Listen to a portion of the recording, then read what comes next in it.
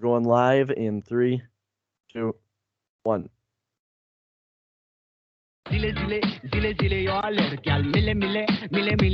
Welcome to the All Ball Podcast. It is Thursday, February 2nd. I am your host, Joseph Shelton, here with my co-host, Layton Schauger. Let's go. Today, we will be discussing the lawsuit that Brian Flores has brought against the NFL, the upcoming quarterback market, and getting into some NBA news. We might get to another couple other things as well. So here we go. This is the All Ball Podcast.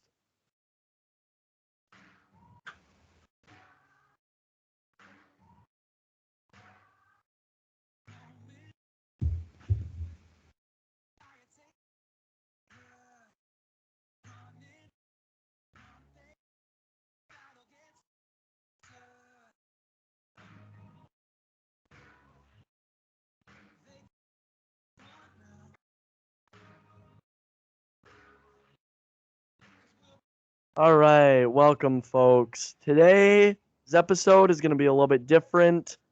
We're both very busy, as you might know, so we only have time for an hour 1 today. We might possibly get to an hour 2 tomorrow, but there's no promises. So we'll do what we can. So first, we're going to start off with the Brian Flores lawsuit. Now, we talked about it last time, and there's some interesting aspects to this.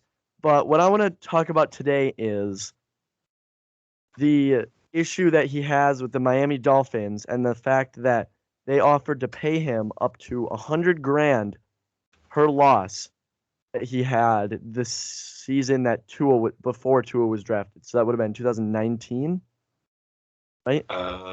Yes, the 2019 season, so his first year coaching. Right.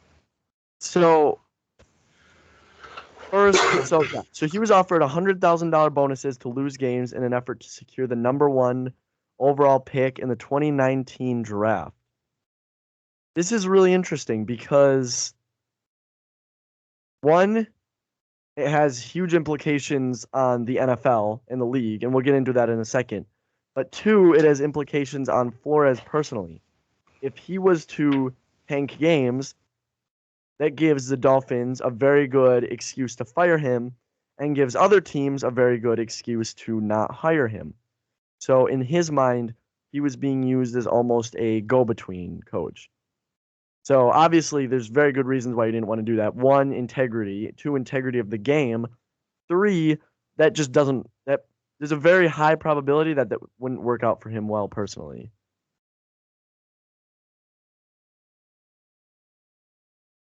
Yeah, I just think it's funny because the whole purpose behind tanking was to get Tua, right? That was the whole intention behind getting that number 1 pick. Right. Well, they wound up with him anyway. So really, you look at it, it was more or less a win-win. The Dolphins got their end goal, whereas Flores got that true first year under his belt coaching. Whereas if he was just out there kind of throwing games, he really wouldn't have got that experience. Wouldn't have, because he built a good culture there over the last couple of years, right? Mm-hmm. Where they didn't have the I would say they're an average team right now, roster wise. They're pretty average. They're exceptional at some positions, but for the most part, they're good to below average. They're not really bad anywhere, so they're pretty much an average team. And they finished with an average record, 9-8. So they got probably lucky on one game and won. And that's as close to 500 as you can get in the NFL now. So over the last couple of years, I think Flores kind of accomplished his goal. And this is before he got fired, obviously. So now he's not looking at it like he accomplished his goal. But he built a good culture. He's upgraded the roster significantly because the fact that they were even close to the number 1 pick that first season kind of goes to show that he really had a lot of retooling to do. And so he's built up the roster, built a good culture. And I thought for the most part, because he's a defensive-minded guy, really established a firm side of the ball on defense where they've been stout over the last 2 seasons. You know, they had that rough stretch to begin the year this year, but they were almost a playoff team last year with 11 wins. Mm-hmm. And I think they got eliminated from the playoffs week 17 this year. So they were in it till the end, and they won more games than they lost this year. So, you know, I think he did pretty good with what he was working with. So I'm surprised that it kind of split like that, because I think both sides really got their end goal, I guess to say. So I think where the biggest issue is what the Dolphins, well, from what Flores has communicated and what the Dolphins communicated when they fired him, the biggest issue was there was a split in like messaging and they didn't get along internally. There was just personalities that didn't work out. And Flores alleges that it was because of this specific incident. Like there was things that ownership wanted him to do that he refused to do, and that's what drove conflict between him, ownership, and management. Excuse me. So if that's the case, then yeah, I think he has a very good argument against the Dolphins. But I think the bigger issue is like obviously Flores' personal situation is the biggest to him, but the biggest issue that I see from a league standpoint is I think Stephen Ross is the owner of the Dolphins. I want to say that's his name. Yeah. He needs to lose his ownership of this team because the NFL cannot have owners intentionally trying to lose games. Like we obviously all know it happens. Like tanking happens all the time. But it can't be this open and it can't be that obvious. And you can't bribe a coach to lose games. Like the NFL can't have that. The NFL's built on the fact that it's a competitive sport and it's based on the fact that every team is trying to win every game. That's what it's built on. So if you're going to have teams that are intentionally trying to tank and it gets leaked, you can't have that. You can't have that. So I think in my mind, and I think in the mind of the NFL, Stephen Ross has got to go. He's got to. You can't keep that around. It just ruins the whole integrity of the game and of the sport. You just can't have it. I was going to say, like you said, the NFL is really built on two things, integrity and parity, where every team has the ability, because they're all professional athletes at the end of the day. They're all extremely gifted and extremely given and work really hard at their job, which is to play football. That's their job. So I think just out of respect for the players, you have to go out there. You have to give it everything you got every single day that you can. That's why, that cliche quote, any given Sunday, right? Yep. That for the most part has held true in the NFL. You look at it like this. Jags beat the Colts and the Bills this year. That's what I was exactly about to say. Jags beat the Bills. Worst team in the NFL beat like a top borderline, probably top 5 team. So it just happens. And on top of adding entertainment value, it makes the league exciting. Like right. you look at baseball, for example, and I guess when it comes down to the playoffs, it kind of can get swayed sometimes. But you expect the Dodgers to be really good every year because there's so many games and there's so many opportunities for them to use their good pieces. But the NFL is so limited in both the games as well as like the playing time, and the playoffs aren't. I mean, they expanded it, but they're still not that huge that like you really don't know what to expect at the end of the year. That's why there's 4 or 5 new teams in the playoffs every year. Almost half the playoffs are new every single season because that's the culture that they have. Right. Yeah, I fully agree. I think it's just, you just can't have it. So, yeah, it's just such a problem for the league. Like, that's what the NBA runs into all the time. And the NFL's avoided that pretty well. Like, you have teams in the NBA tanking a lot. And the NFL's done a very good job at avoiding it. Like, they've avoided having to implement a draft, or not a draft, lottery for the draft. Yep. Because teams don't like, it's not evident that a lot of NFL teams want to lose. NFL careers are shorter. Their patience, it's just everything's bigger in the NFL. There's less games. You can't be trying to lose because if you're trying to lose or if you're not going 100%, you're going to get hurt. So it's just not the same thing. So I don't know. The league for its part right now seems more focused on the accusations of racism, which, hold on, let me find their statement. Okay. So the NFL said in a league statement that diversity is the core of everything we do, and added that Flores' claims are without merit.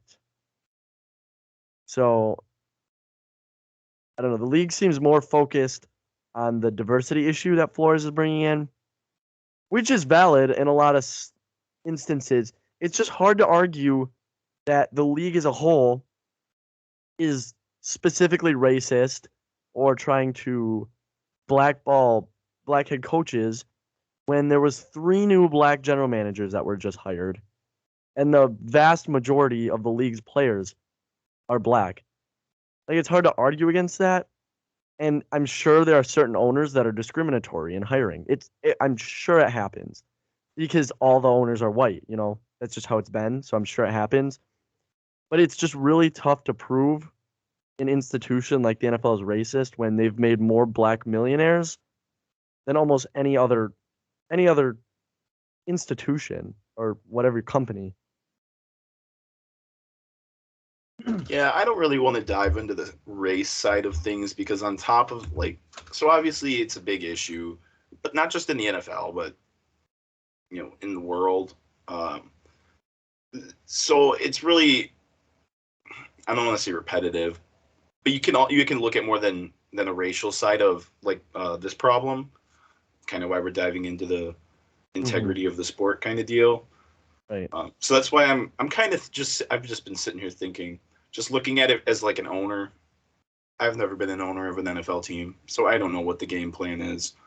But I just don't understand, is possibly just tanking, being the worst team in the NFL, is that supposed to gain you more popularity and revenue than being a mediocre team that they were? Or do they just think that, in the shortcoming that they would just be a better team overall if they were really, really bad for a couple of years rather than mediocre and then ascend to really great a couple of years later? I just don't see the advantage of trying to throw games. I guess they think if you get a life-changing player, which was in that draft, it just wasn't the one they wanted, so they were dumb anyway. But unless you get a life-changing quarterback, it's hard to make a difference. And I think the impact that being that bad has on your franchise, I think that takes a much bigger toll. You look at losing franchises like the Bengals and Lions. You look, Matt Stafford's now in the Super Bowl. He was with the Lions for 13 years, I think, and never even won a playoff game. They made it 3 times. The cost that losing that many games every year has on your franchise just seems huge. And that's why it's never been worth it compared to the NBA. Because the NBA, you can always draft, well, not always, but when he comes around, you can draft a LeBron James. And it can change the entire trajectory of your franchise. The Warriors, who weren't considered that good, can draft Steph Curry, Klay Thompson, Draymond Green, completely turn around their franchise. That doesn't happen in the NFL. The well-run franchises stay well-run. The poor-run franchises stay poorly run. And they just have a losing culture. It's really hard to overcome. So I think that's why I think it doesn't happen in the NFL, and I don't see it happening a ton. But I think it's the main reason why Stephen Ross needs to be removed as an owner, because that's just, you can't have it. Can't have it. Yeah. On top, like you said, it's really uncommon in the NFL for a generational talent that can completely change the trajectory of a franchise. It's really uncommon. It happens probably once a decade, right? So, I don't know, something like that. Once a decade, maybe. But it's possibly just because the owners of these teams have a pretty lengthened career there. You just look at the Bengals owner, has been an owner for a long time. Mm-hmm. So he's really the only consistent part of that losing identity that the Bengals have had. I don't know about the Lions, but the Bengals owner has been there for so long. So it's possible that it's just owner to owner rather than franchise to franchise. Just like the chaos that's always ensuing in these franchises. I guess, this might be a tipping point if the Dolphins owner gets released and they get a new one and it flip-flops. So that might kind of further prove that point. But yeah, I completely agree. The NFL has to step in here, which they already have been, just in terms of the race side of things. But in terms of the integrity of the sport side of things, they should definitely step in here and, if not fire him, at least, I don't know, fine him at least. Mm-hmm. So I'm just reading in this article. It says an NFL owner has never been forced to sell a team. It looks unlikely, but people have been censured and fined, such as Dan Snyder recently, and Is that the Giants guy? No, Commanders, Washington. Who's the Giants dude that Mara? said he quit? Mara? Or the old one? I don't know. Or was it no, I think it was the GM. But either way you look at it, where you get enough rampage from the fan base that people are willing to step down from their position. Right. And then in 2018, Jerry Richardson of the Carolina Panthers sold the franchise amid allegations of workplace misconduct, but he said that it was his own decision at the time. So I think it's going to be tough. It was tough to force him out. Owners have a lot of power in the NFL. Like, Goodell works for the owners. The owners don't report to Goodell. Goodell can't make the owners do anything. So that's an interesting aspect. I don't know. Do you have anything else to say about this? No, it's an interesting way to look at it. I'll add that. Yes. Not many people are thinking of looking at it like that. Sure. You want to talk about... Next, we're going to move on to the NFL QB market, the upcoming offseason. So we've just made a list of some quarterbacks here that are free agents or we believe could move, and some teams that could be a destination and or have a vacancy. So I guess we'll start off with the big guy here, who's kind of always in the talks of, I don't know, even if it's not for his quarterback play, just always in the NFL news. Right. Cleveland Brown quarterback Baker Mayfield. Yeah. So this is interesting. When we were doing prep for the show, I was just saying to you, I was like, wait a minute. Baker's a free agent, isn't he? Because they turned down his 5th-year contract, and he hasn't gotten an extension. So I don't know if they're going to... I don't see why they would tag him, because then it would have made way more sense to pick up his 5th-year option. Yeah, right. It's possible they might give him the franchise tag. I guess if I was to bet, I would think he's going to be going back to the Browns.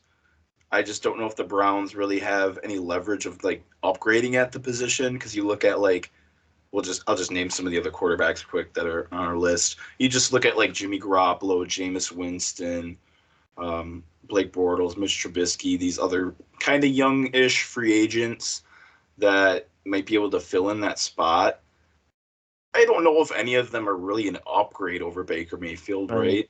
Especially because you still look at Baker, I think he has potential, even if it's not as much as these other great young quarterbacks. He still has some potential with just how young he is, and he's played good in the past. It's just, I don't know. You can chalk it up on yeah. You could chalk it up on OBJ. You could chalk it up on the injuries. Either way, they had a great roster this year. It's really hard to say that he's their guy if he didn't fill in that role this year with how good their roster was. Even if he was injured, whatever, everybody's injured in the NFL. Tom Brady played with a torn meniscus. Was it last year, right, when they won the Super Bowl? Right. Philip Rivers played a championship game with a torn ACL. Just as an example. So, it's hard to point it all on injuries. Okay, so let's let him go in one more year, fully healthy. The roster's still good, and just see what he's got. So I'm thinking he's going to stick with the Browns, but I guess we'll see. The hard part is, so here's the hard part. I don't know if he has any leverage either, because Baker Mayfield on the free market, yeah, he might be worth more than Jimmy Garoppolo. He might be worth more, or he definitely is worth more than Trubisky, Bortles, Mariota, Teddy Bridgewater. Like, he's definitely worth more than them. I think Jimmy Garoppolo, there's an argument to be made there. But the issue is, how much more is he worth than Jimmy Garoppolo? I think he thinks he's worth a lot more. I don't think he is. And I don't think other teams would think he is. So, is he going to have any leverage over the Browns? Probably not. He's not going to get a Dak Prescott contract, which is what I think he thought he was going to get. You can't. You can't pay somebody like Baker Mayfield that much money. For a matter of fact, I don't think you can pay somebody like Dak Prescott that much money. But that ship has sailed. So I just don't know what you do. If you're the Browns, I think you just offer him whatever. And if he tells you to kick rocks, tell him, all right, thanks, here's the door, bud. Yeah, you just give a slight downgrade and then move on. Especially because you look at like Jameis Winston. He, I would argue, has as much potential. He could do some things physically that Baker can't. I guess they're both pretty inconsistent when they play. Like they have a lot of turnovers. Right. So it's really kind of the same play style. But I don't think Jameis Winston is going to be asking as much on the market as Baker Mayfield is. No. Because he already hit his first free agency period where he got kind of shut out the door by the Bucs. So I think he's more matured and kind of knows what he's worth now. Whereas Baker, this is his first free agency period. Right. And he's probably still fully, as confident as ever, because that's kind of the thing, is he's like a really confident guy, whatever, really, I don't know, he overvalues himself, I guess, to say the least. And so it's possible that if Baker Mayfield turns down, like, I would give him, like, I don't know, just a 1-year contract, whatever. Prove your worth. Yeah. And I just don't understand why, if they're going to do that, why they wouldn't have picked up his 5th-year option. Yeah. Right. That doesn't make any sense to me. That was bad planning on the Browns side. Because I think what they were hoping is that he was going to play really well this year. They were going to be able to sign him to, you know what, let's just double check to make sure that they didn't pick up his 5th-year option. Because now that I'm saying this, I'm kind of thinking.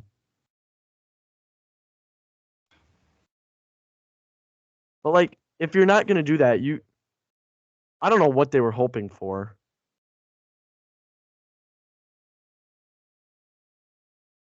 Oh, man. Yeah, okay. Well, that's embarrassing for us. Did they pick it up? We did.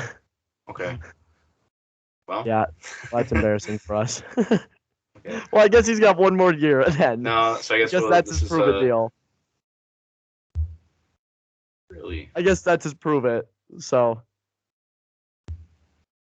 Damn, that's tough. Yep. I guess we're gonna move on. Move on to Jimmy G. Go into another quarterback, Jimmy G. Okay, Jimmy G's out the door. But he's not a free agent, so he's gonna be traded. It's gonna be some sort of trade deal. Maybe a signing trade. What do you think he's worth? I mean, I would give up like a 3rd-round pick. Trade what he was traded for. He was traded for a 2nd. Okay, so a little bit less than that. I'd give up a 2nd. Think so? Yeah. He's good, and like you look at it like so let's just say, because the really really elite quarterbacks that are kind of in the quarterback market right now is Aaron Rodgers, Russell Wilson, and possibly Deshaun Watson, but we're not going to count him because we don't know. So let's just say Aaron Rodgers and Russell Wilson both stick it out for 1 more season. I would say Russell Wilson probably will with Seattle stick it out for 1 more year. Rodgers, I'd say more likely than not he's gone, but I guess I could see him coming back. I don't know what Rodgers. I don't know what he's planning. We'll know soon. I think we'll know soon with Rodgers. So let's just say that they stick it out for 1 more season and next year goes bad for a team like Denver, for the Packers and Seahawks, that a team like Denver and Pittsburgh, who are still have a really good roster, could maybe trade for Jimmy G, keep him there for one season, just to keep him relevant and exciting, because I don't think Rodgers and Russell Wilson are going to go to the Steelers if they win 4 games next year. I don't think they will, even with a below average quarterback. I don't think they won 4 games, but I could see Denver winning like 3-4 games if they don't get the quarterback situation figured out. So just to kind of keep them relevant and in that like bubble, that landing spot bubble for these elite guys. So that might be like a Jimmy G destination possibility, would be like the Denver, possibly the Steelers, possibly Tampa Bay, like we said in that last episode, I think. Yeah, I agree with that. I think a good place for him would be the Steelers and or Denver, like you mentioned. I think I would give up a second-round pick for Jimmy Garoppolo just because, think about it this way, he's going to be way better initially with a lot more experience and big game experience than anybody you're going to get in the second round. And honestly, probably anybody you're going to get in the first round. So yeah, he's 30. And the biggest upside isn't there, but you know he can get it done in big games. He has gotten it done in big games. Like we mentioned last Tuesday, everyone in the locker room loves him. He's a great guy to have in the organization. You got to count that too. That's a big part of playing quarterback. Like, if you play quarterback and you're a complete jerk, that makes you a lot less valuable than somebody like Jimmy Garoppolo, who's by all accounts a very high character guy. So I think I would definitely give up a second for Jimmy Garoppolo. Jameis Winston. He's on his own. Yeah, I've been thinking, like, where is there really even a spot for him to land? Because I would assume Jameis Winston, he signed that 1 year with the Saints, right? Or was that 2 year? Right. I think it was a 2 year with the Saints. 2. Yeah, you're right. 2. So I'm thinking, especially considering he's like almost 30 now, heck, he might even be 30 now, that he's probably going to be looking for that last like extended contract, like 3-4 years rather than 1 year or 2 year deal. But you look around the league, there's just not many teams that are rebuilding that don't have the quarterback situation figured out, or at least have potential there. Like you look at the Jets, he's an upgrade. He's an upgrade over Zach Wilson, but I don't see why they would, sign Jameis rather than stick with the really young guys. So I don't think his window is very big, and I would doubt that these possibly. That is true. That's a really good spot. That's a good idea. Good landing spot, because they're not in a full rebuild, but they're not, a great team, obviously. Right. It might be something to kind of, because he's a big name in the NFL, even though he's not an elite quarterback. So that'd be kind of like a good way to promote the new branding and team name and stuff, is get just somebody in there with a name, right? Yeah. So, but if I was a betting man, I would say he's probably going back to the Saints on an extended deal, even though Sean Payton's not there anymore, so it's not as like promising, I guess. But if I was Jameis Winston, you can't just keep taking these 1 and 2 year deals, man. Like, you gotta get paid before your career's done. Well, and the Saints can get him for really cheap, I would assume. Yeah. I would assume he'd sign for the Saints for pretty cheap. And they need that because, again, they have absolutely zero salary cap. With Jameis, I need Jameis Winston in the league, dude. I need it. He's so entertaining. You will not get a guy with higher highs and lower lows than Jameis Winston. Dude, he brings 30-30, baby. 30-30. He may not bring the best play every week, but he's going to bring one of the most entertaining plays of the week. That's just a fact. That's just a fact. Like, he'll throw it into quad coverage and throw a pick, and then next play shut off 5 sacks and throw an 80-yard touchdown. He's just he's so funny, man. Electric. He's funny. Dude, so I guess his dance in the locker room on crutches, that is an all-time So are you're predicting he's going back to the Saints more likely than not? Yeah, I think so. Hey, I think that's a spot for him. Just throwing it out there. Tampa Bay needs a quarterback. Just throwing it out there. Oh, yeah, no, that's true. Look at this, bro. Hold on here. Trying to find the video of them dancing. Yeah. What's he doing? It's too funny. I like his thing where he's like, "We need a W today," and then he like puts his whole fist in his mouth. That's funny. So I guess a couple spots for Jameis. I don't think his window is that big compared to some of these other quarterbacks, just because Right.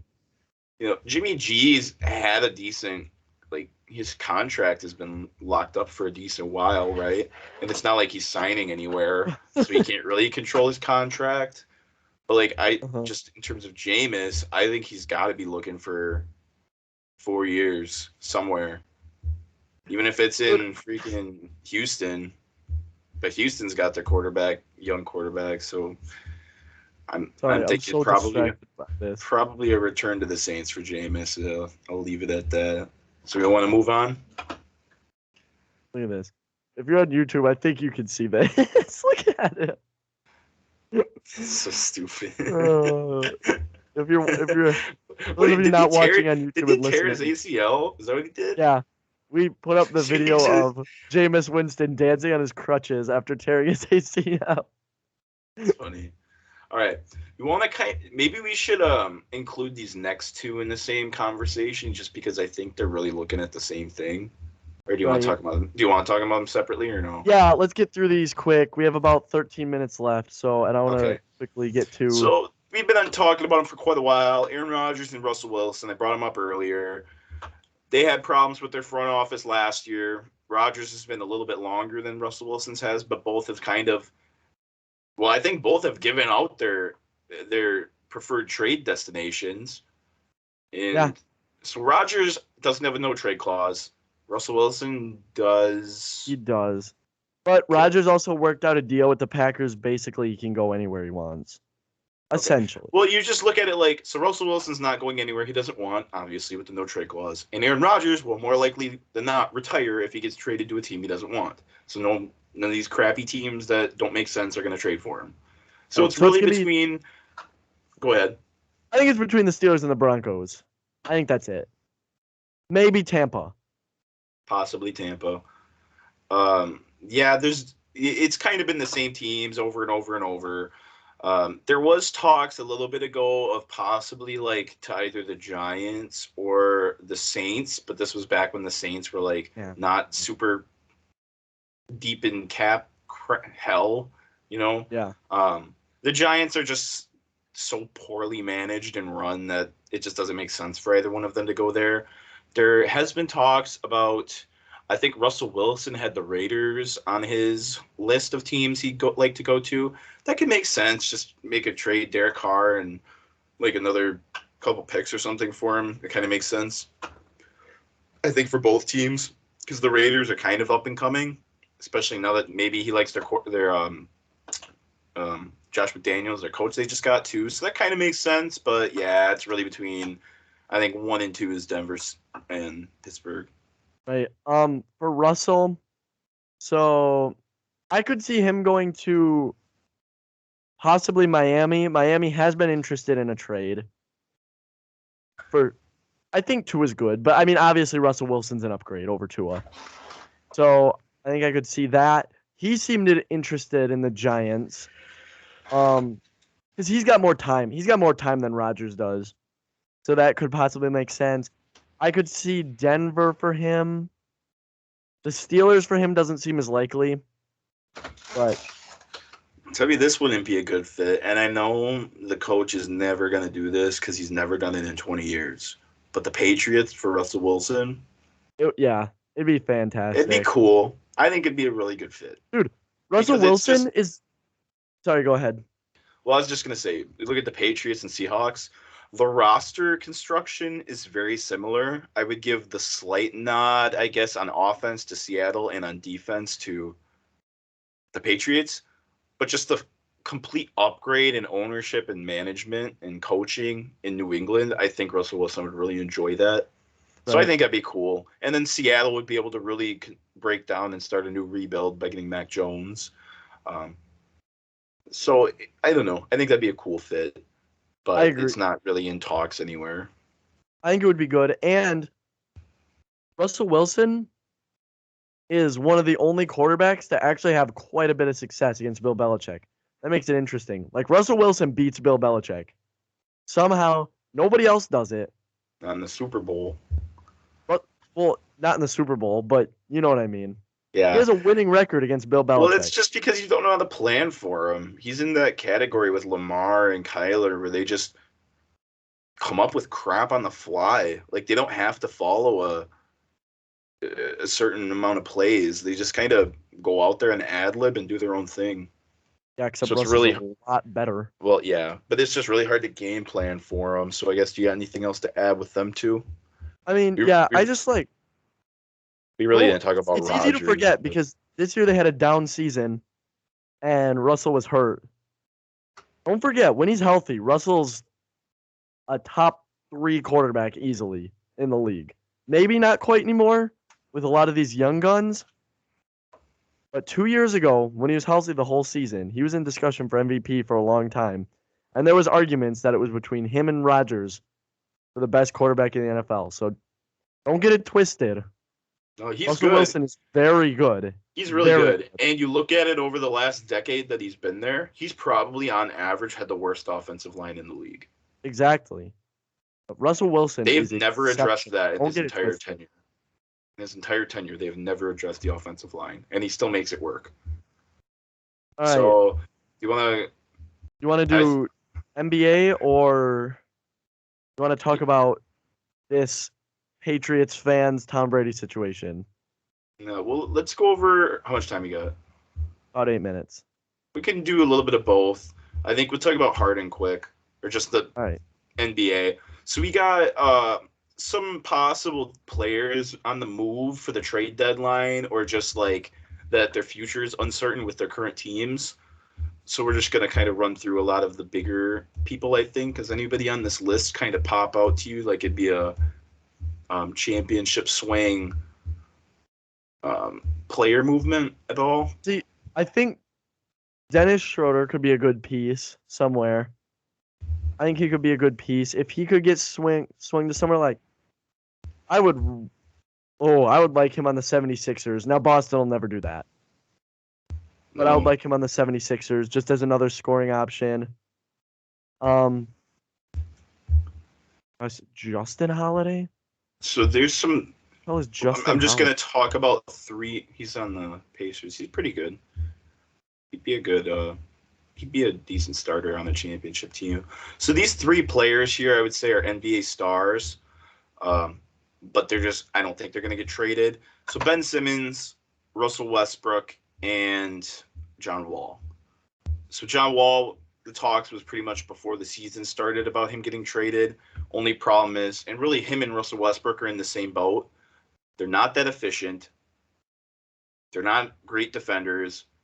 But what's worst of all is their contracts blow chunks. They're both making over $40 million a year. Westbrook for 2 years, and John Wall, I think, for the next 3 years is making $40 million a year, up to $50 million in his 3rd year. That's a lot of money. There's not many teams willing to trade for an inefficient, non-defending point guard that can't shoot. And they're both very similar players, like very similar. So Ben Simmons, on the other hand, has a little more potential because he's so young. But you just look at it like I think the other 2 don't have like a attitude problem, a personality problem, an attitude problem. Ben Simmons just has an attitude issue where he's such an ass. He just doesn't want to work. He doesn't want to work. It's the worst mentality. Like it's bad. And he's not making as much as they are, but like, dude, he has so much potential. He's just missing a jump shot, which is possibly the easiest thing to work on as an NBA player. And it says the reason he's upset is because he feels like he got blamed more for big Philadelphia losses than Joel Embiid. Probably because it was more your fault. Exactly. Joel's good. And he can shoot better than you when he's a center. Yeah, for sure. Dude, you can't necessarily hack Embiid at the end of the game because he can make free throws. And I saw that. I think that the Sixers have closed down Ben Simmons trade talks, and they're looking to do that in the offseason. But you can't just keep pushing it back. His trade value is just going to go down and down and down. Like, even if you get a couple first-round picks for him right now, he might not even be worth that anymore. Like, I yeah, wouldn't trade him for a couple. There's he no was way. the number one pick, and he has a lot of potential. He's still a good player. Don't get me wrong. He's great in every facet of the game except shooting. Which is Probably the most thing. important one now, but still, he's great in every other position. And you look at LeBron, for example, that's been the thing he's kind of lacked in his career. He's been better at it recently, but he's been the best player over the last 10 years without an amazing jump shot. So even if you have like a good one, or not even a good one, but like an average one, an average jumper. To me, it's kind of like Anthony Davis, but Anthony Davis is a good guy. Like Anthony Davis, pretty famously, doesn't really work out. Yep. Which is probably why he gets injured all the time. So, but instead of being injured, Ben Simmons just won't work on stuff that'll make him better because he just doesn't care. He's like, well, I'm good enough. Well, then you're going to keep getting hacked at the end of games. You're going to keep missing free throws, and you're going to keep losing your team games. That's all there is to it. That's all there is to it. Yeah, so we'll get to the kind of the cream of the crop here. James Harden really doesn't like the whole situation with Kyrie. I don't think their relationship is very good. Just the fact that Kyrie won't get vaccinated, and you don't have to get vaccinated as a person. You have the free will to kind of do what you want with that decision. But when it affects your job half the time, yeah, either move on from your job and get rid of all expectations, or bite the bullet and get it done.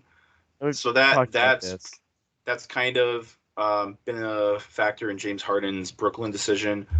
So the fact that unless the Nets make the championship, they might even have to win it. But if they make it, I think Harden stays. If they don't make the championship, I think he walks at the end of the year. I agree. Because I don't think they're going to trade him right now. I think they cut off trade possibilities. Okay. Yeah, it doesn't really make a whole lot of sense, but I think just because he's frustrated, dude. Because Durant's been hurt on and off. Well, he's also been hurt on and off, so I don't know. This roster isn't because they play so much time, and they have the ball in their hands so much. Because it can't, because they have the three guys making so much money, and when one of those guys that's making so much money is only playing half the games, then yeah, you can't win like that. You can't win like that. Look at it. KD's only playing half the games too. Unfortunately, it's just for injury versus just kind of the same thing, having an attitude thing. But I guess, do you have anywhere possibly that you'd like to see Harden wind up if he leaves? I had an idea, and I wish they would have. I kind of wish it would have happened. I don't think the Nets are going anywhere anymore. Unfortunately, I mean, as cool as their team is, with how much crap goes on, it's just I don't know. But I was thinking, because Boston has such a problem with their two-headed monster, that they would flip either Tatum or Brown for Harden and then just get a big man in the offseason, and the Celtics would be I think a perennial championship team at that point. Simmons for Harden. Well, that's been the main thing, is Harden to the Sixers. Yeah. But, I mean, it'd be a good fit, but with that whole Simmons crap, I don't know if I was Harden, I would want to deal with anything close to that. Because imagine how annoying that is. Right. Having to go into work every day as a Sixer and hear the same story every day. What's Ben up to? How's his decision? And maybe they're not doing that, but. All right. So we're out of time now. We possibly might do a second hour tomorrow. It's just tough. We're busy folks. We got stuff to do. So make sure you follow us on Instagram and TikTok. We're also now on YouTube, the JL All Ball Podcast. So that's a wrap.